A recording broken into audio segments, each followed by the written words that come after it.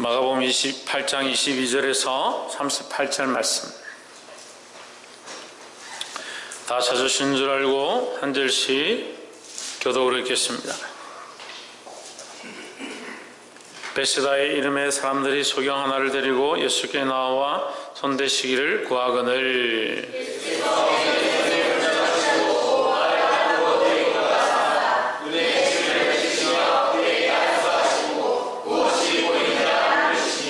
우리를 보며 이르되 사람들이 보이나이다. 나무 같은 것들에 걸어가는 것을 보나이다 하거늘.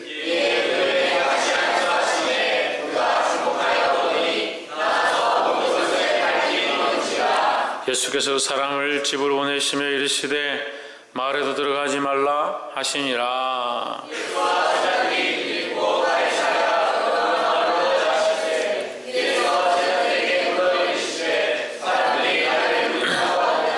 여자와 이르되 세례 요한이라 하고 들은 엘리야 들은 선지자 중에 하나이다.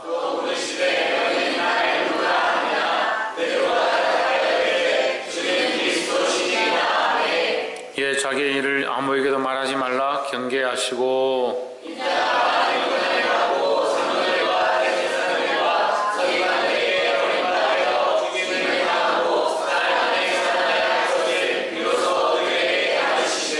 드러내놓고 이 말씀을 하시니 베드로가 예수를 붙들고 가나메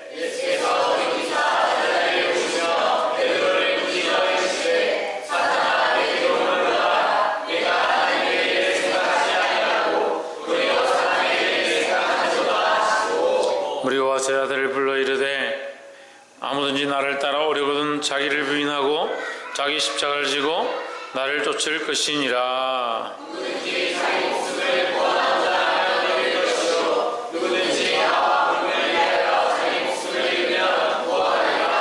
사람이 만일 온천을 얻고도 제 목숨을 잃으면 무엇이 유익하리요?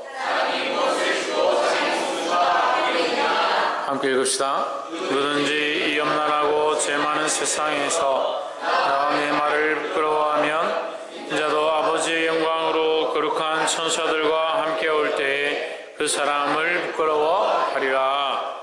아멘. 기도합시다. 거룩하신 하나님, 주의 이름을 찬양합니다. 다른 어떠한 것들도 바라보지 않게 하시고 하나님만 바라보며 그리스도의 우리 주 되심을 의지할 수 있도록 도와주시옵소서. 예수 그리스도를 우리의 주로 우리의 하나님으로 우리의 주권자로 인정하오니 이 시간 이곳에 오셔서 연약한 자들의 심령들과 생각들을 붙잡으시고 하나님 거룩한 뜻 앞에 복종할 수 있도록 인도하여 주시옵소서. 성령께서 오직 운행하시기를 소망하며 살아계신 예수 그리스도 이름으로 기도하옵나이다. 아멘. 할렐루야. 우리 옆에 사랑해 합시다. 사랑합니다. 축복합니다. 말씀의 제목을 한번 읽읍시다. 시작.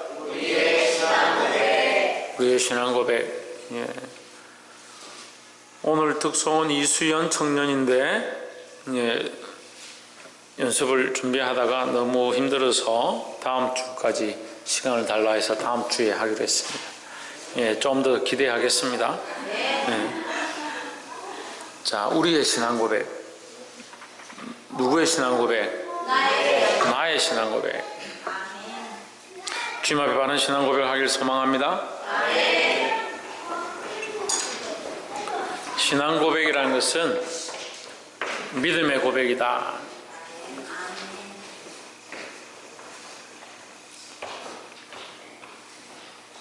우리의 믿음, 우리가 주를 향하여 가지고 있는 이 믿음을 진실로 고백하는 것을 신앙 고백이라 한다. 22절 말씀을 보면 베세다의 이름의 사람들이 소경 하나를 데리고 예수께 나와 손대시기를 구하거늘 했습니다. 신앙 고백의 사건 이전에 소경의 눈을 뜨게 하는 사건이 있었습니다. 이 소경의 눈을 뜨는 사건은 얼마 전에 제가 말씀하면서 함께 말씀으로 나눴습니다. 예배 시간에 왔다 갔다 하고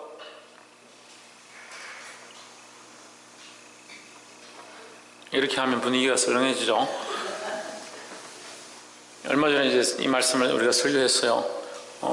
눈먼 사람 소경이 맹인이 예수님께 왔는데 그 사람을 데리고 예수님께 오니까 예수님께서 침을 바른 일들이 이 성경의 사건이 별로 없는데 여기 이 소경에게 침을 뱉는 사건이 일어났습니다.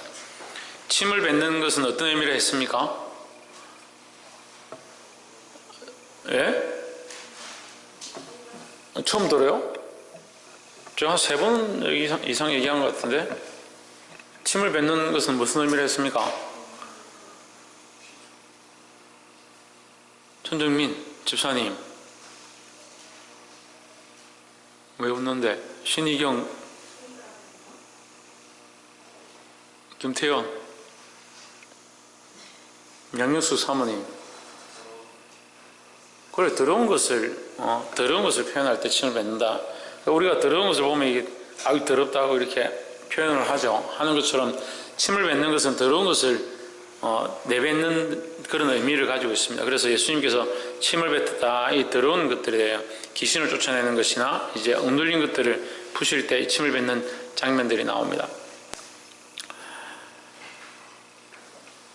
23절에 예수께서 소경의 손을 잡아 붙드시고 마을 밖으로 데리고 나가서 눈에 침을 뱉으시며 그에게 안수하시고 무엇이 보이느냐 물으시니 했습니다.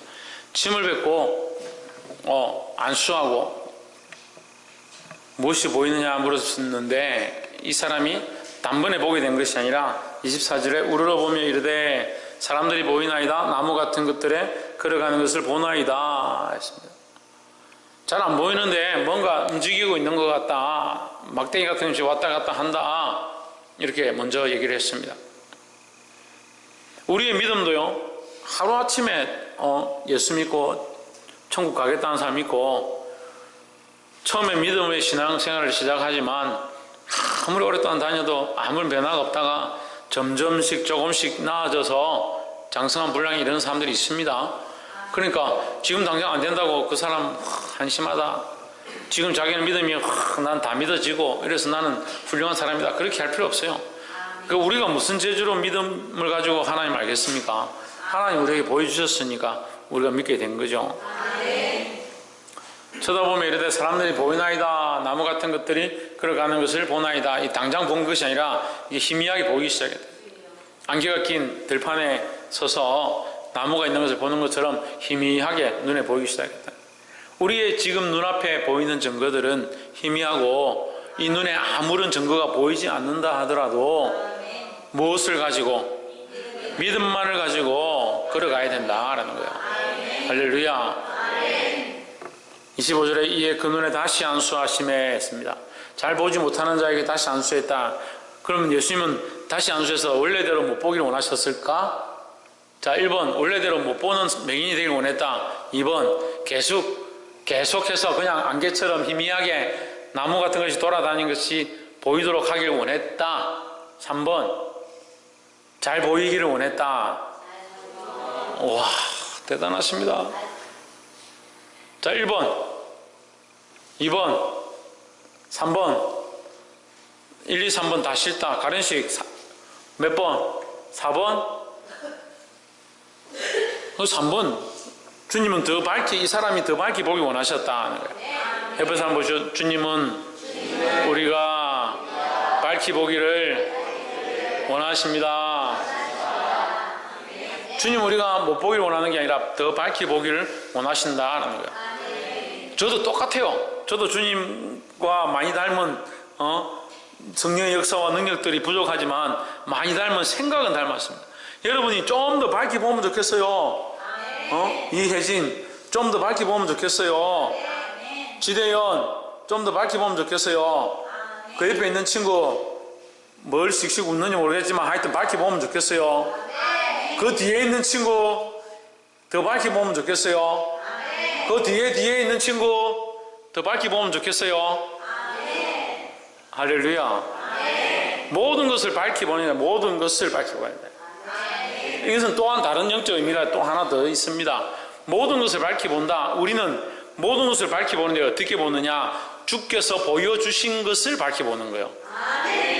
우리의 기준으로 모든 걸 보는 게 아니고, 모든 사건을 보는 게 아니고, 모든 상황을 보는 게 아니고, 주님께서 보여주신 관점과 가치로 보는 거예요. 그러니까 가난뱅이도, 술주정뱅이도, 노숙자도, 더러운 냄새 나는 사람도 주님의 관점에서 볼 때는 그 영혼이 귀해 보일 수 있다는 거예요. 주님 보여주신 밝히 보는 관점으로 보게 되기를 주의 이름으로 축복합니다. 26절에 예수께서 그 사람을 집으로 보내시며 이르시되 마을에도 들어가지 말라.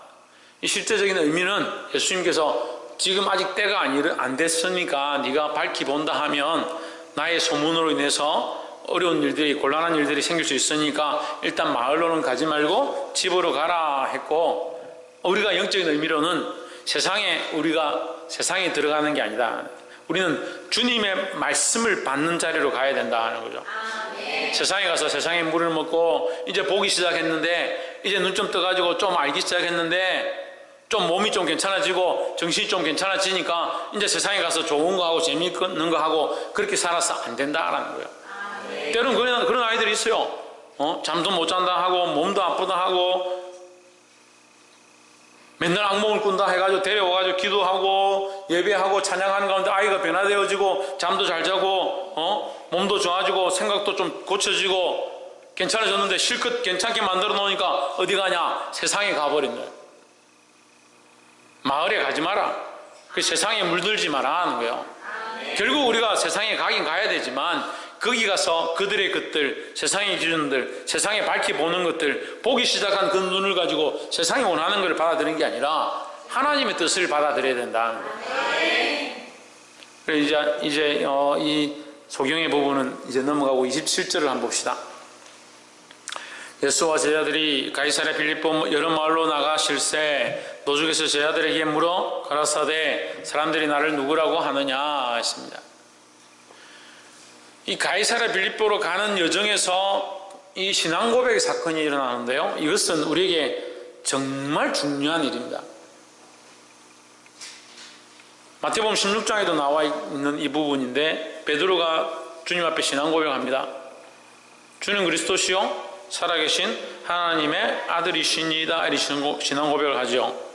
근데 바요나 시몬아, 예수님 말씀하신 여기는 없지만 바요나 시몬아, 이것을 너에게 알게 한 이는 너희 골육이나 친척이나 혈육이 아니고 천부께서, 하늘에 계신 천부께서 알게 하신 것이다 라는 거죠. 우리가 하나님을 아는 것은, 따라합시다, 내 능력이 아니요 하나님의 은혜로다. 그러니까 교만할 게 무엇이죠? 교만할 게. 근데 사람들이 교만하죠. 자기가 나는 믿음이 좋다, 나는 그래 어렸을 때부터 나는 신앙생활을 했다, 나는 집사를 수십 년 했다, 나는 장로를 몇십 년 했고, 나는 목사고, 나는 부모가 목사고, 우리 집안이 다 믿는 집안이고. 좋겠다. 우리 집안이 다 믿는 집안이라고. 집안이 다 믿는 사람은요 불쌍한 거예요. 불쌍한 게 하나 있어요. 뭐가 불쌍합니까? 전도할 사람이 없어요. 저는 얼마나 축복을 많이 받은 줄 압니까? 저는 예수 믿을 때요, 눈을 씻고 봐도 예수 믿는 사람이 없는 집안에. 가정만 그런 게 아니라 일가 친척에 사돈의 사돈은 없었지만 팔촌까지 다 뒤벼도 예수 믿는 사람 한 명 없는데 내가 예수 믿었어요. 할렐루야. 지금 많이 예수 앞에 굴복했죠. 많은 사람들이 예수님 앞에 돌아왔죠. 얼마나 감사합니까? 우리 식구들 다 예수 믿습니다. 이삭의 성리, 건도, 창조, 사모니까 5명이 예수 믿습니다. 빵프로에서 100% 됐습니다. 할렐루야. 그러니까 지금 이삭이하고 성리, 창조는 불행한 거예요. 전도할 사람이 없잖아요. 전도할 사람이. 어떻게 해야 됩니까? 가족이 지금 예수 다 믿으니까 나는 불행한 사람이다, 나는 망했네, 그렇게 생각하지 말고 의미가 그렇다. 의미가 뭘 해야 되냐, 다른 전도할 자들을 찾아 나서야 되는 거죠. 밖에 나가서 전도하면 되잖아요. 밖에 나가서 내 가족 다 예수 믿습니다, 그게 자랑거리가 아니라 내가 예수 믿게 했습니다, 내가 복음을 전했습니다, 이게 자랑거리가 돼야 되는 거예요. 그 신앙 고백을 했다. 제자들이. 예수님 묻습니다. 나를 누구라고 하느냐? 나를 누구라고 하느냐? 사람들이 나를 누구라고 하느냐? 28절 여자와 이르되 세례 요한이라 하고 들은 엘리야 하고 들은 선지자 중에 하나라 하나이다. 그러니까 지 보는 게 지 기준이에요. 지가 알고 있는 게, 지가 아는 것 중에 제일 훌륭한 사람, 꺼내고 보니까 세례 요한이 제일 훌륭하더라. 요즘 제일 잘 나가더라. 핫한 뉴스 누구냐? 세례 요한이다. MBC 방송에 나와 가죽띠를 띠고 신을 신고 석청을 먹고 들판에서 생활하는데 저렇게 정결하고 세상에 물들지 않은 사람이 없다. 저런 최고다 최고. 다 예수님이 딱 저런 사람이 아니냐. 또 자기 기준에 자기가 지금까지 살면서 말씀을 공부해보고 좀 율법을 알아보니까 엘리야만큼 훌륭한 분이 없다. 딱 엘리야 같은 분 아니냐. 자기들 얘기하는 거예요. 자기들 기준에 가장 귀한 거예요. 그러니까 결국 이건 무슨 고백이 되는 겁니까? 예? 무슨 고백이 되는 거예요? 예, 자기 고백이 되는 거죠. 그런데 베드로는 어떻게 고백했습니까? 예? 신앙 고백했죠. 그래. 베드로는 어떻게 고백했습니까? 그래 어떻게 고백했습니까? 하나님께서 고백하게 하셨다 했잖아요. 알게 하셨다 했잖아요. 그러니까 우리는 누가 알게 한? 하나님께서 알게 한 고백을 해야 된다 하는 거야. 그러니까 내 기준에 고백을 하는 게 아니고 하나님께서 알게 하신 고백들을 해야 된다 하는 거예요. 29절에 또 물으시되 너희는 나를 누구라 하느냐. 사람들이 누구라 하는 기준은 결국 사람들의 기준이구나. 너희는 나를 누구라 생각하느냐. 너희는 어떻게 생각하느냐. 베드로가 대답하여 이르되 주는 그리스도시니이다. 아멘. 예수님은 뭐다? 그리스도다. 아멘. 그리스도는 크리오라는 말에서 비롯되었습니다. 이 고대 그리스어입니다. 크리오. 원래는 히브리어의 원어는 메시아흐인데 메시아흐가 이제 시간이 지나면서 오리 발음은 이제 메시아라고 발음을 하죠. 메시아는 구원자, 이것 또한 기름 부음을 받은 자라는 뜻을 가지고 있습니다. 창세기 4장 4절에 보면 아벨이 나옵니다. 아벨. 창세기 4장은 아벨 사건으로, 가인 사건으로 유명하죠. 창세기 4장 4절에는 아벨의 이 제사가 나오는데 무슨 제사가 나오냐? 그가 기르던 양과 기름을 하나님 앞에 드렸다라고 되어 있습니다. 기름으로 제사했다 되어 있습니다. 기름으로 제사를 어떻게 하겠습니까? 기름을 어떻게 하겠습니까? 기름을 붓죠. 부어서 하나님 앞에 제사를 드리는 겁니다. 이 아벨의 제사에 쓰여졌던 단어가 이 크리오예요. 크리오. 기름을 부어서 제사했다. 이 크리오를 이제 현대 번역으로 메시아를 할 때에 같이 이제 이어서 번역을 한 거예요. 그리고 히브리어를 헬라어 그리스어로 하니까 크리스토스라 돼요. 크리스토스를 이제 지금 발음은 이제 그리스도 이렇게 발음하죠. 이 그리스도는 기름 부었다, 기름 부음을 받은 자이다 했습니다. 근데 이런 설교를 제가 수십 번 해도 또 잊어먹으니까 참 편해요. 설교하기. 했던 말 또 하면 되니까. 기름 부음을 받은 것은 이제 예수 그리스도에게 우리가 붙여서 예수는 그리스도다 이렇게 붙였지만 실제로 이미 구약에 있었다는 거죠. 뭐라고? 기름 부음을 받은 자라고 있었다. 기름 부음을 받는 이스라엘의 대표적인 세 가지 직분이 있는데 왕과 제사장과 선지자다 하는 거예요. 이 세 직분을 세울 때는 반드시 하나님 앞에서, 누구 앞에서? 하나님 앞에서 기름을 부어서 세웠다. 그 왕은 하나님이 원하시는 뜻대로 백성들을 다스려 그들을 구원의 길로 인도하고, 선지자는 하나님의 말씀을 대언하고 그들이 바른 길로 가도록 죄의 길로 빠지지 않도록 그들에게 바른 길을 제시했다. 제사장은 백성들의 죄를 사하고 하나님의 이름으로 그들이 선한 길로 나아가도록 그 사역을 감당했다라는 거죠. 이 세 개의 사역, 이 세 직분을 함께 가지고 있는 자, 완전한 제사장이시고 대제사장이시고, 그래서 예수님은 완전한 대제사장이다. 왜 그렇습니까? 신의경? 자신의 몸을 드렸기 때문에.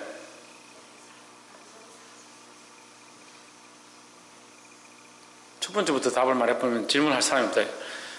자신의 몸을 들여서 완전한 제사를 드렸다. 그래서 완전한 제사장이시다. 왜? 더 이상 제사를 드릴 필요가 없다. 왜냐하면 자신의 몸을 들여서 죄 없으신, 흠 없으신 완전한 존재로 죄의 대가를 지불하셨기 때문에 더 이상 제사가 필요 없다라는 거죠. 왕이시다. 다윗의 혈육으로는 다윗의 후손이고, 혈육으로는 다윗의 후손이시고 왕의 혈육이고, 영적으로는 모든 것의, 모든 인류의 왕이 되신다라는 거죠. 그래서 모든 인류의 왕이 되시는 가장 큰 조건이 뭡니까? 김태현. 모든 것의 왕이 되시는 가장 큰 이유가 뭡니까? 박이삭. 박성리. 아, 그래, 그거는 당연한 거고. 신희경. 장조주. 김정신 집사님. 이현실 집사님. 자기 몸을 들여서, 예, 자기 몸을 들이신 것은 아까 제사장의 직무에 대해서 얘기했고, 사모님. 그리고 왕에 대해서 얘기하잖아요. 지금 왜 왕이시냐고요. 예? 박필정 집사님. 하나님 아들이니까 왕이죠. 그 당연한 거고. 전수 근사님.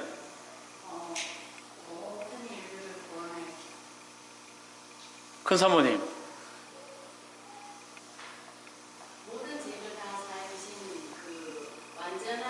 예, 거의 왔습니다. 박근도.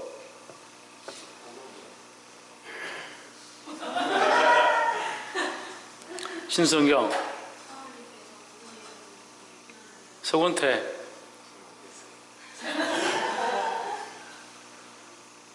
천정환 집사님. 이겼잖아요. 이겨야 왕이 되잖아요. 뭘 이겼습니까? 네, 사망을 이겼죠. 사망을. 네, 죄의 문제를 이겼는데 죄의 문제가 사망이죠. 죄의 결과 사망이니까 사망을 이기셨다. 그러니까 왕인 거예요. 물론 하나님 왕으로 세우셨죠. 그럼 뭐 하나님 왕으로 세웠다. 제사장은 왜 제사장? 하나님 제사장으로 세웠다.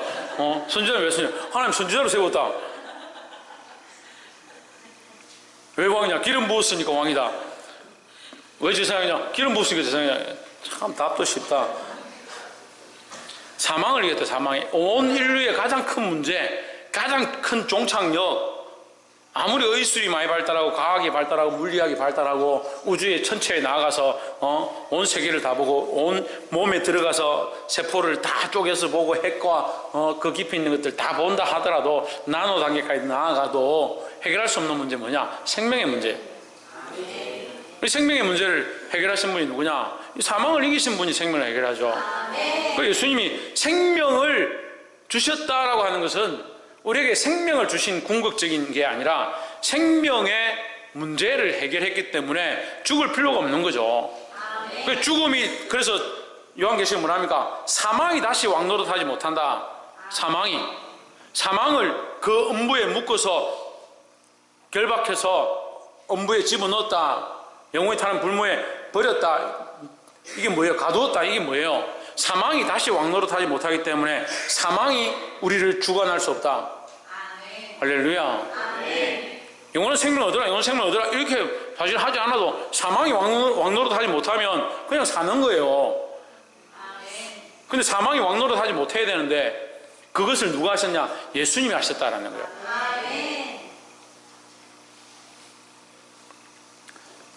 그 영원한 생명을 허락하신 이 하나님의 은혜를 기억하시기 바랍니다.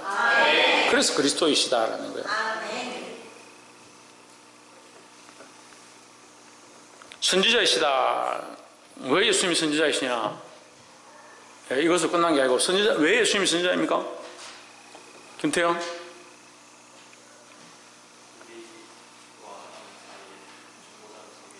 중보자로서 계셔서, 예. 천정민 집사님, 그 말씀이셔서 예수님이 선지자로서의 사역을 어떻게 하시냐, 말씀이 되셔서 그렇게 사신다라는 거죠. 하나님 뜻을 이루시고 하나님 말씀을 완전하게 우리에게 전달하신다라는 거죠. 할렐루야. 사망의 왕노릇 하지 못하고 우리에게 영원한 생명을 허락하시고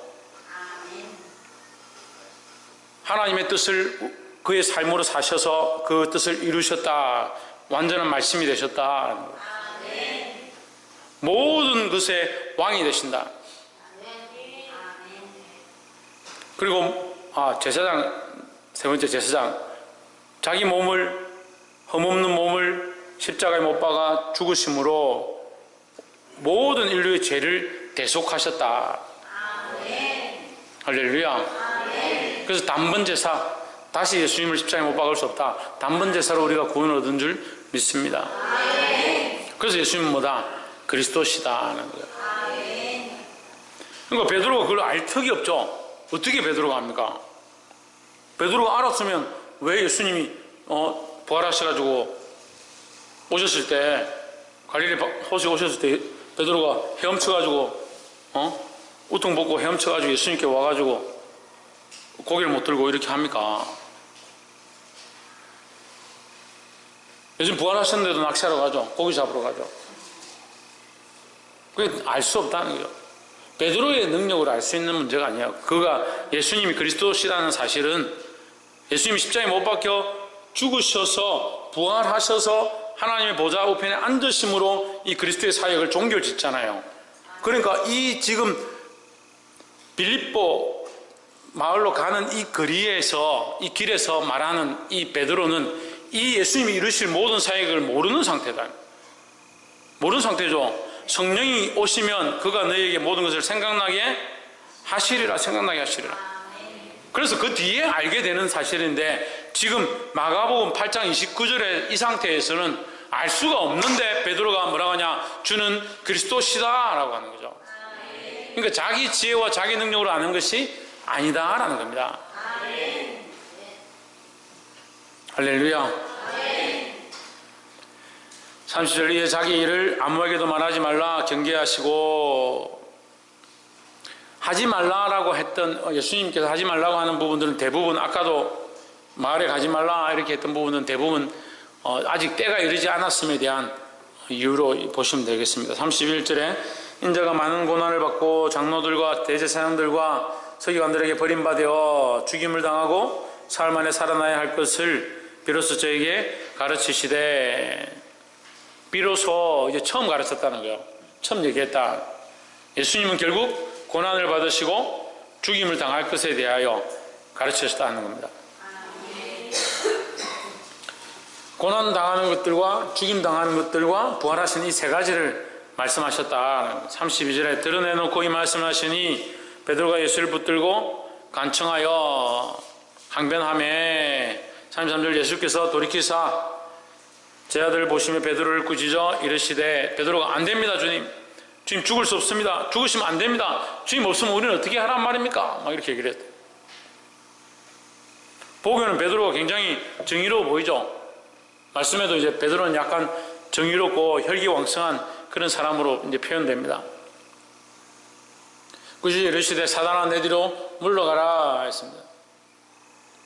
내가 하나님의 일을 생각하지 아니하고 도리어 사람의 일을 생각하는도다. 이 말씀은 제가 이미 여러 번 했던 말씀이죠. 사람의 일은 무엇을 수식하고 있습니까? 무슨 단어를 수식하고 있습니까? 예, 사탄의 일을 수식하고 있는 겁니다. 그래서 사단은 결국 우리에게 무슨 일을 하길 원하신다? 원하신다도 이상하죠. 사단은 우리에게 우리가 뭘 하기 원한다? 사람의 일을 하기 원한다. 옆에 사람 보시죠. 우리는 사람의 일을 내려놓고 하나님의 일을 해야 합니다. 사단은 우리가 자꾸 사람의 일을 하기 원해요. 사람의 일을, 인간적인 일들을 하기 원한다. 그래서 인간적으로 너무 좋은 사람들은요, 때로는 하나님 말씀 앞에 순종하기 힘든 거예요. 인간적으로 너무 좋으니까, 너무 착하니까 내 아비를 버리고 내 집안을 버리고 건물을 버려두고 배 부모를 버려두고 나를 쫓아라 이런 인간적인 사람들은 막 계산하는 거 어떻게 예수 믿는다는 사람이 부모를 버려둘 수 있노? 그 인간적 계산이 빠르고 인간적인 도리를 잘하는 사람들이 참 믿음 안에 깊이 들어가 있는 거예요. 신앙생활 하긴 하는데 영적 깊이가 없어져요. 사람의 일을 생각하는 것이 아니라 하나님의 일을 생각하기를 바랍니다. 그럼 목사님, 그럼 사람들이 하는 일은 하지 말아야 됩니까? 하나님의 일로 사람의 일을 하는 거예요. 사람의 일로 하나님의 일을 하는 게 아니고 똑같은 일을 하고 있는데 사람의 관점과 사람의 시각과 사람의 방법, 사람을 이롭게 하기 위한 그런 가치로 그 일을 하고 있다면 그건 사람의 일이라는 거예요. 똑같이 바자회를 하고 이웃 돕기를 하고 똑같이 명절 되면 선물 나눠주고 그 일을 하는데 그것이 사람들에게 보이기 위함이고 그렇게 하면요 똑같은 거예요. 저는 지금 사례를 아직 안 받고 있습니다만 사례 안 받은 지 이제 8년 됐습니다. 그리고 앞으로도 안 받으려고 지금 노력하는데 진짜 힘드네요. 근데 이 일이 자꾸 인간적이 되면요 이것도 뭐가 됩니까? 자랑거리가 되는 거예요. 나는요 여러분 내가 어떤 사람인지 압니까? 내가 10년 동안 제가 사례 한 푼 안 받고 지금 이 봉사와 이 섬김과 이 눈치를 다 봐가면서 욕도 들어가면서 분리수거 해가면서 이식을 섬기고 있습니다. 나중에 뭐가 됩니까? 나의 이 벼슬이 되는 거예요. 벼슬이. 똑같은 일이잖아요. 똑같은 거룩한 일을 위해서 시작했잖아요. 아시겠습니까? 네. 무슨 일을 하고 있느냐가 중요한 게 아니라 그것이 주의 일이 되고 주의 영광을 드러내고 하나님의 관점으로 하는 그 시각들을 회복하지 않으면 주의 일로 시작했다가 사람의 일로 망할 수 있고 여전히 사람의 일로 계속 주의 일을 바꿔갈 수 있다는 거예요.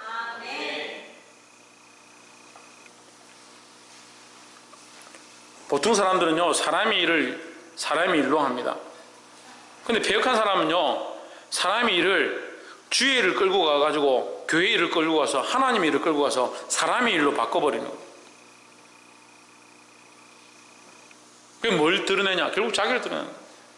찬양 사역자 가운데 제일 심각한 사람들이 어떤 사람이냐? 찬양 사역을 통해 가지고 자기를 드러내는 거예요. 성가대 지휘자들 가운데 제일 폐역한 사람들이 누구냐? 성가대 지휘하면서 자기를 자랑하는 거예요. 목사들 중에 썩어 빠진 인간들이 뭐냐? 목회를 통해서 자기를 자랑하는 거예요. 그건 사꾼 목자고요. 월급 받아가 사는 거예요.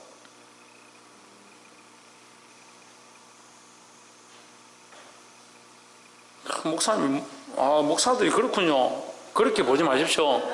목사들이 그럴 수 있다라고 말을 하는 것은 우리 평신도들이 훨씬 더 타락할 수 있다는 사실에 대해서 가르쳐 드리는 거예요. 우리는 누구의 일을 도모해야 되는 거예요? 하나님의 일을 도모해야 돼요. 누구의 일을 생각해야 합니까? 하나님의 일을 생각해야 합니다. 하나님 살아계시고 하나님 우리 앞에 있다는 사실을 항상 기억하고 이것이 사람에게 하는 게 사람을 유익하게 하는 게 아니라 하나님을 기쁘시게 함으로 그 사람들이 유익해지는 그 일을 힘써야 된다는 거예요. 볼 수 있는 눈과 지혜가 열리기를 주의 이름으로 축복합니다. 안개가 가려서 눈앞에 나무 같은 것들이 왔다 갔다 하고 희미한 것처럼 보이는 그런 시각이라면 이제 눈을 더 밝게 뜨고 하나님의 일을 보기 시작해야 되는 거예요. 34절 무리와 제 아들 불러 이르시되 누구든지 나를 따라오려거든 자기를 부인하고 자기 십자가를 지고 나를 쫓을 것이니라 했습니다. 우리는 뭘 져야 되느냐? 십자가를 져야 된다는 거예요. 누구의 십자가를 지느냐? 자기 십자가를 져야 되는 거예요.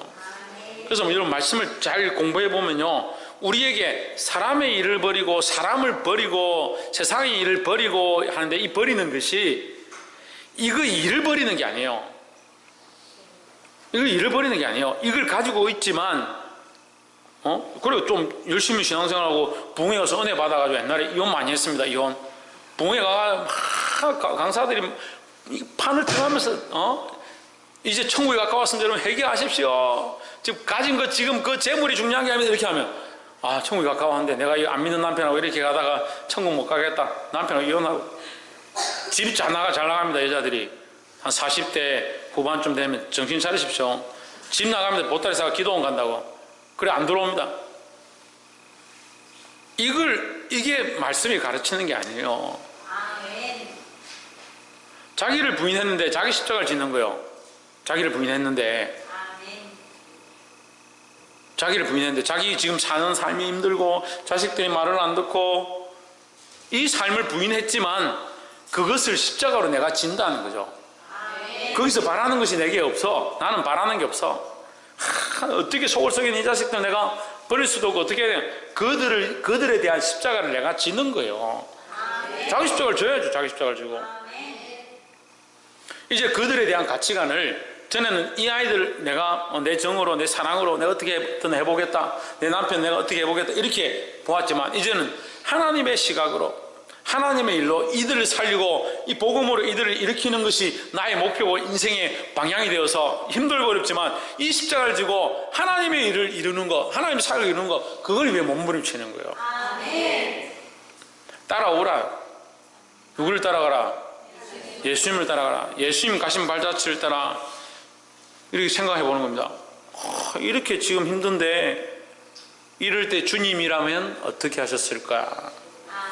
예수님이라면 어떻게 하셨을까? 할렐루야. 제가 중학교 때 그 책을 읽었어요. 예수님이시라면 어떻게 하셨을까? 너무 충격이 되는 거예요. 일주일 동안 펑펑 울었습니다. 일주일 동안.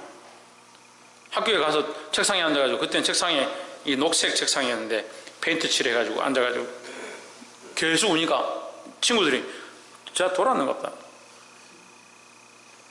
예수시라면 어떻게 하셨을까? 할렐루야. 그게 얼마나 도전이 되는지. 지금 예배 시간에 졸고 딴 생각하는 놈들 예수님이시라면 어떻게 하셨을까? 그래서 제가 안 내려가고 여기서 그냥 뭐라 하는 거예요.